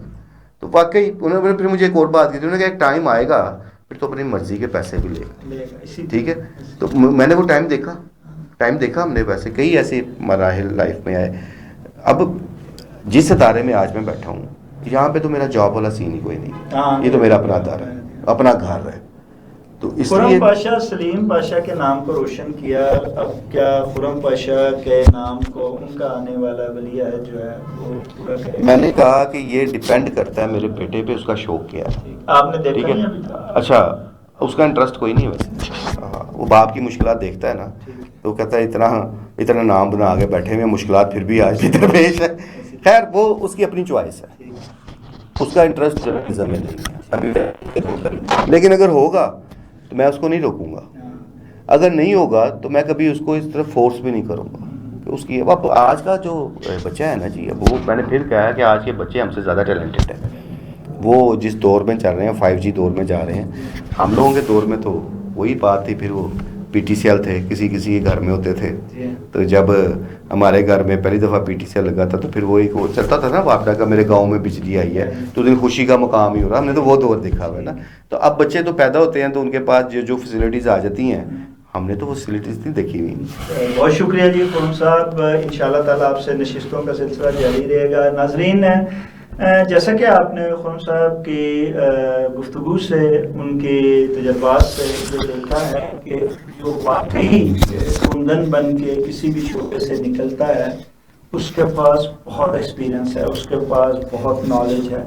وہ اس کی انکساری ہے، وہ یہ کہتا رہے کہ میں دوسروں سے سیکھتا ہوں، میں معلومات حاصل کرتا ہوں اور میں دوسروں کے ساتھ چلتا ہوں. لیکن وہ اپنے اندر جو ہے ایک مکمل انسان ہوتا ہے اور لوگوں کو اس سے ضرور سیکھنا چاہیے. اس کی دی ہوئی انفارمیشن پہ جو ہے عمل ضرور کرنا چاہیے. یقیناً وہ دوسروں کے لیے جو ہے وہ آسانی، اس کا ایکسپیرینس دوسروں کے لیے آسانی بن جاتا ہے. لیکن یہ بات سمجھنے کی ہے، اگر کچھ سمجھ جائے تو بہت کچھ بہت پہلے حاصل کر سکتا ہے. ناظرین، اس کے ساتھ ہی پروگرام کا وقت ختم ہوا چاہتا ہے. اپنے میزبان شاہ ندیم احمد کو اجازت دیجیے. آپ کا، ہمارا، ہم سب کا لانے کے بعد